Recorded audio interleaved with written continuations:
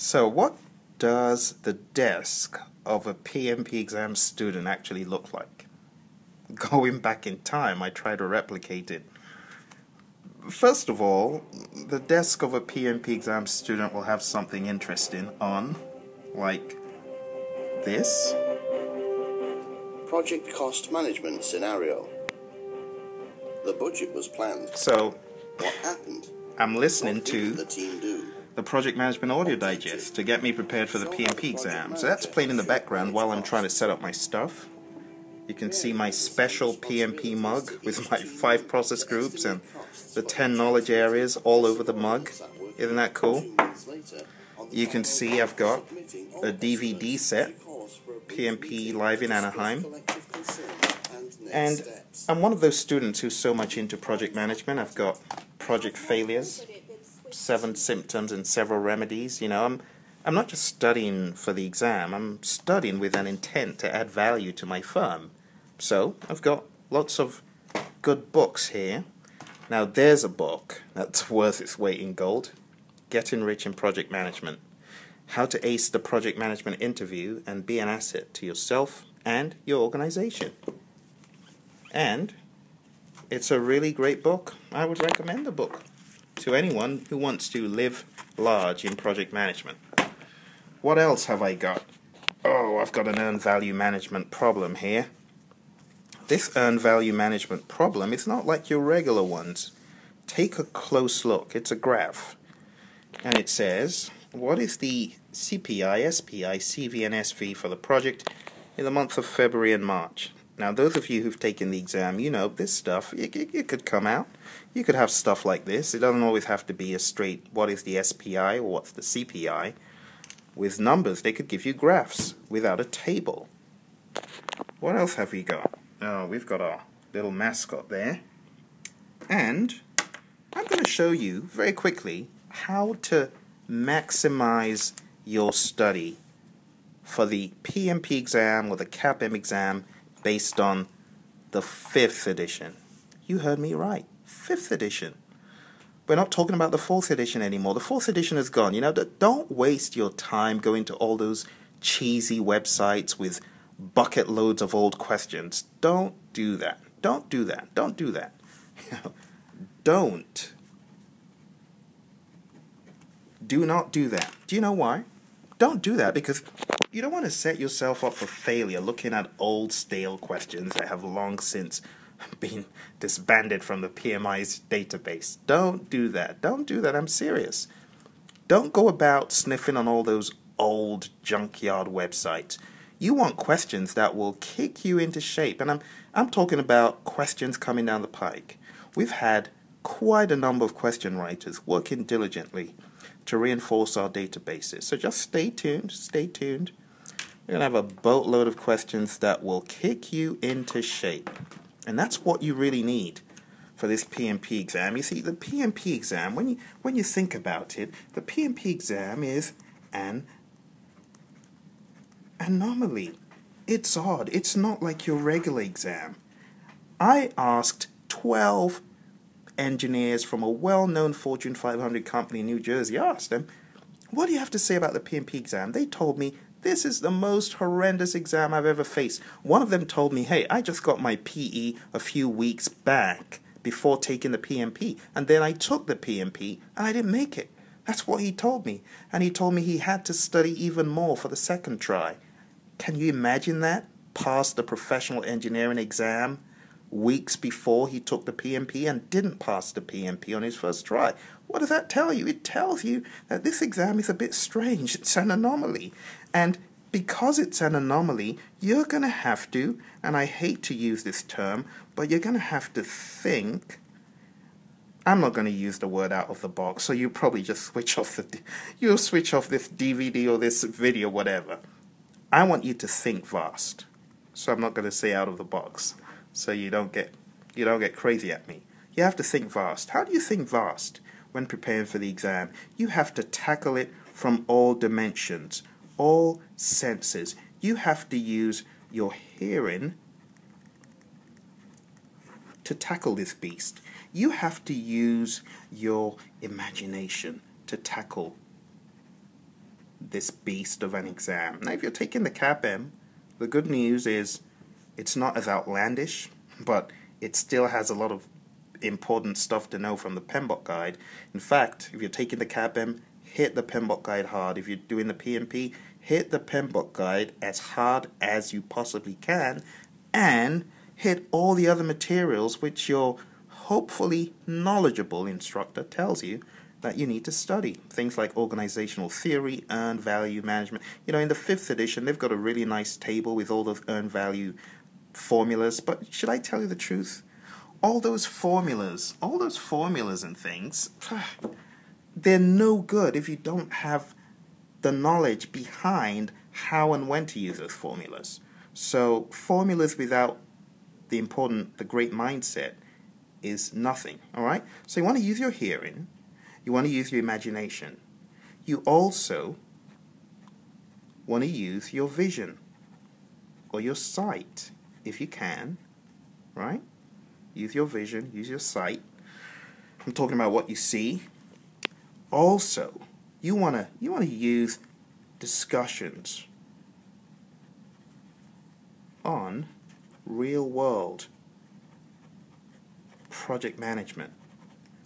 You know, one of the things I laugh about, people think that the exam is just based on, you know, they think it's formulas. It's not formulas. It's the application of knowledge, skills, tools, and techniques to a 4-hour exam in a miserable, dingy, well, hopefully yours isn't miserable and dingy, but I've heard a lot of stories, I'll just be honest. But it's applying knowledge, skills, tools, and techniques to 200 questions in a dim-lit room. I'm not going to call it dingy, but you really have to know what project management is all about in detail. Alright, so I'm brainstorming with you here, trying to show you different ways of tackling this ferocious beast. I don't know if you actually are on LinkedIn or if you are on some of these forums where people talk about the PMP exam. The noise levels of failure rates towards the end of the 4th edition was pretty high. And the reason why I'm taking time to share this with you is I want you to do well. I want you to knock the lights out of that exam when you take it next, or if it's your first time when you take it. So I want you to tackle it with your hearing. The way you can tackle it with your hearing is by using CDs. CDs. You want to look for the 18 CD set that's right there on the screen. 18 CDs. It's called Project Management Audio Digest. Check it out. Go to our website, praizion.com. Go to amazon.com. Check it out. It's CDs. The good thing about CDs is you can listen to them round the clock. You can listen to them in your car. You can listen to them on your even DVD player at home. You can listen to them all round the clock. Some people even listen to them on the move. You know, as they're going jogging or walking the dog, they listen to this stuff. So your hearing is very important. The more you listen, the more it's going to get into your subconscious. Now, don't even think about not doing this. You do want to do it. You do want to do it. You do want to use CDs. Now, maybe you've got your own set of CDs. Hopefully, they must be based on the 5th edition. So you can do this with any set of materials. But take those CDs, and the reason why I'm recommending that you use our CDs is, apart from the fact I'm the trainer and I spent scores of hours training on audio, 18 CDs, for people to really know what project management is, the honest truth is I don't know of any other product that does that. So I don't want to lead you down a blind alley telling you that there's stuff out there when it's not. This is the only product I know that will do this for you. 18 CDs. We cover everything in so much detail that some particular knowledge areas needed almost 2 hours, or needed two. I'm sure you can guess the knowledge areas that needed 2 hours, can you? You know, the horrendous seven-headed knowledge area. You know, a knowledge area with 7 heads. I know you know what I'm talking about, right? So, your imagination. I want you to look for our flashcards. Now, these flashcards are very different from the typical flashcards that are out there. And that's all I'm going to say about that. But you want to use flashcards. Talking about vision and sight, I could connect that to the flashcards. But now, don't you love that sound in the background when that happens? Well, thank God it's gone. But talking about vision and sight, I'm talking about DVDs.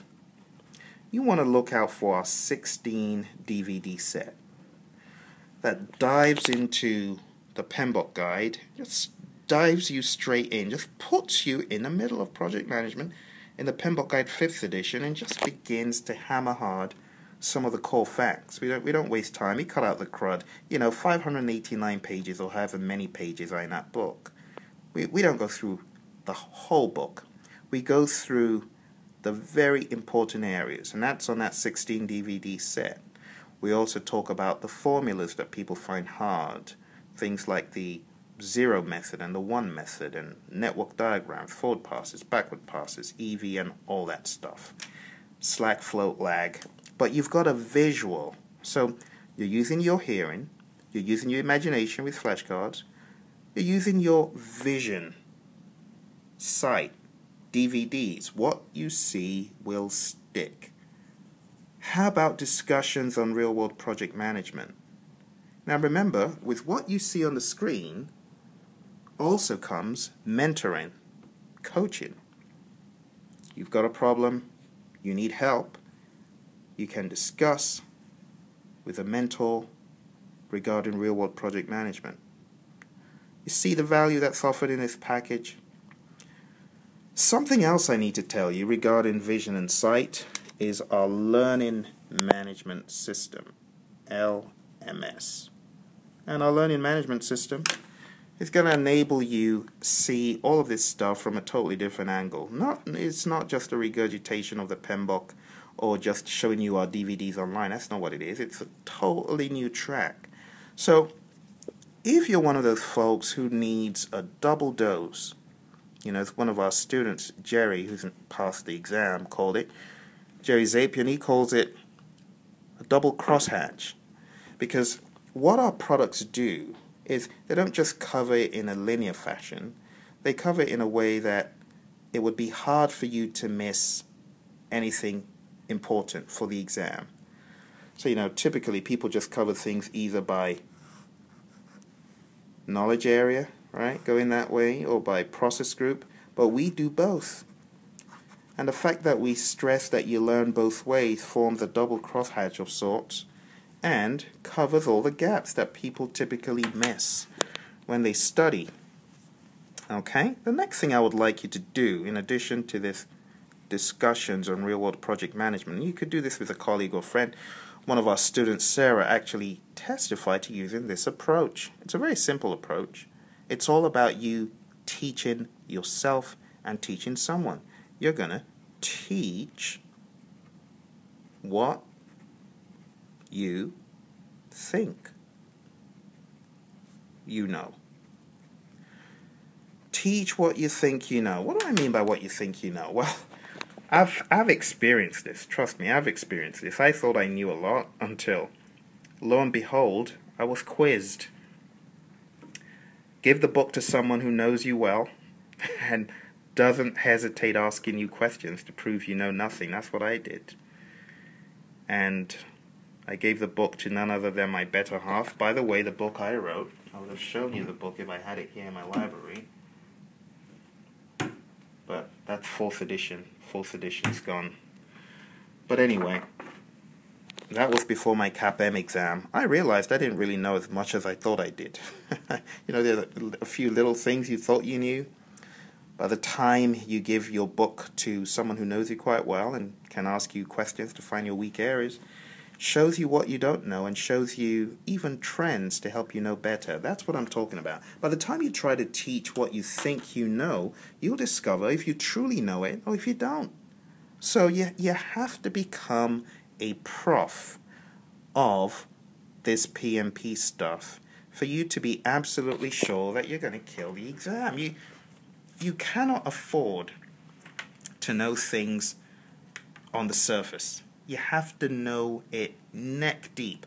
I'm talking about feeding yourself on a Pmbok diet, CDs, testing your vision as far as taking a look at the DVDs, asking yourself even before you see the answers what the answers are, having a vast imagination.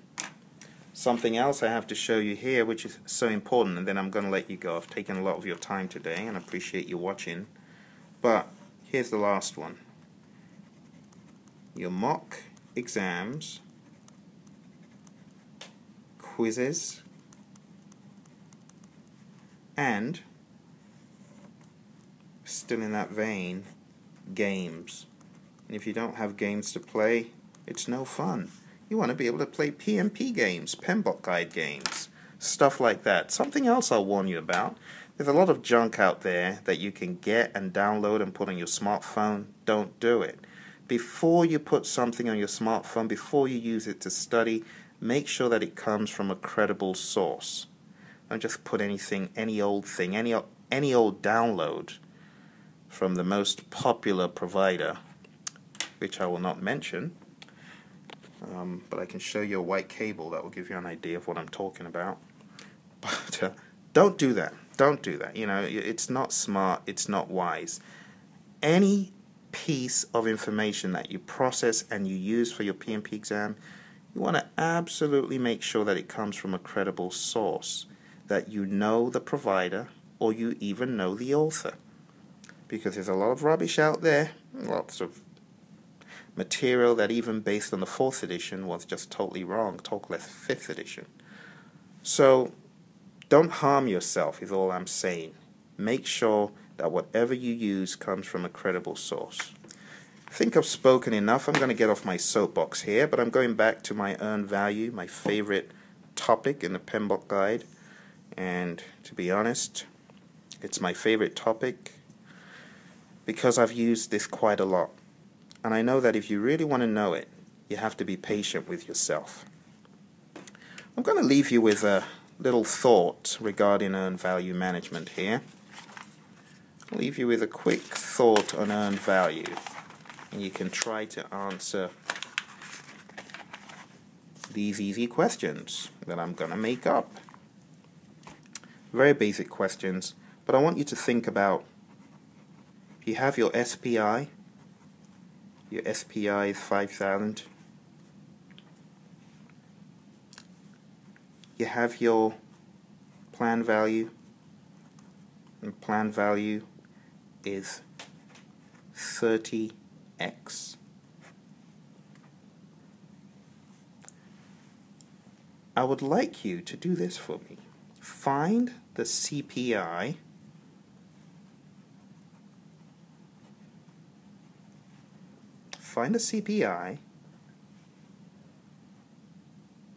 if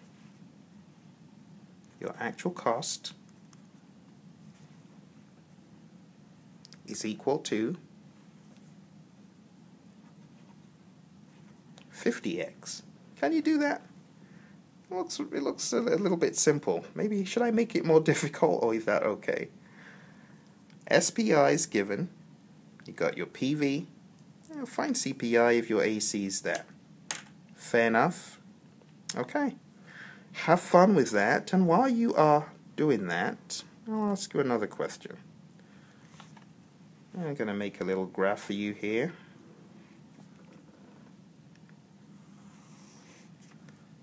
This is your PV.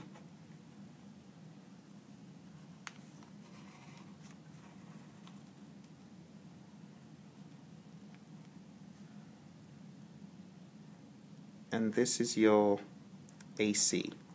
So this is PV, this is AC.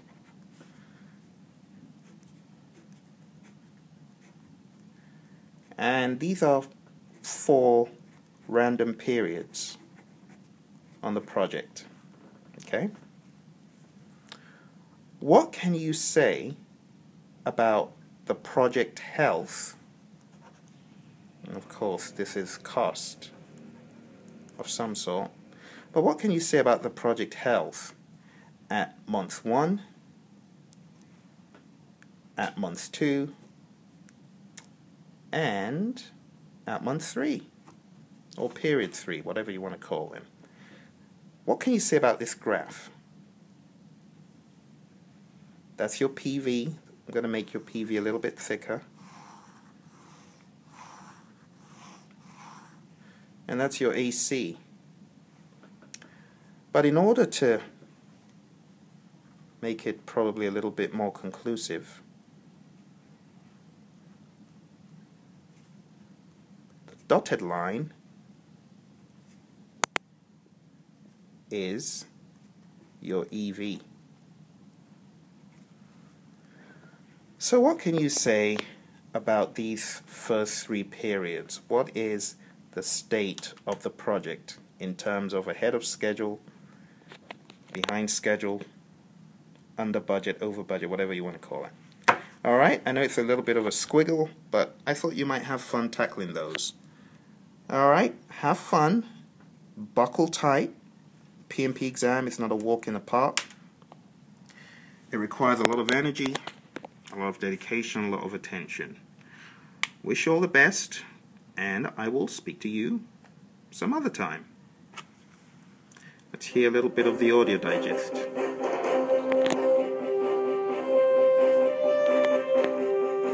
Project cost management scenario. The budget was planned. What happened? What didn't the team do? Objective. Show how the project manager should manage costs. Mary has assigned responsibilities to each team member to estimate costs for each activity their subordinates are working on. 2 months later, on the final day for submitting all estimates, she calls for a brief meeting to discuss collective concerns and next steps. You call this a budget? It has more holes in it than Swiss cheese. That reminds me, almost time for lunch. Sit down, mister. Nobody leaves this room until we get some more realistic estimates. Especially you, Mike. It looks like most of you use some combination of analogous estimating based on past projects with some parametric estimation. That's good. But Mike, what did you do? Pick a number out of the air, add a 20% fudge factor, and say that'll work? No good? No. Look, people, this project, just like every project, is going to need funding.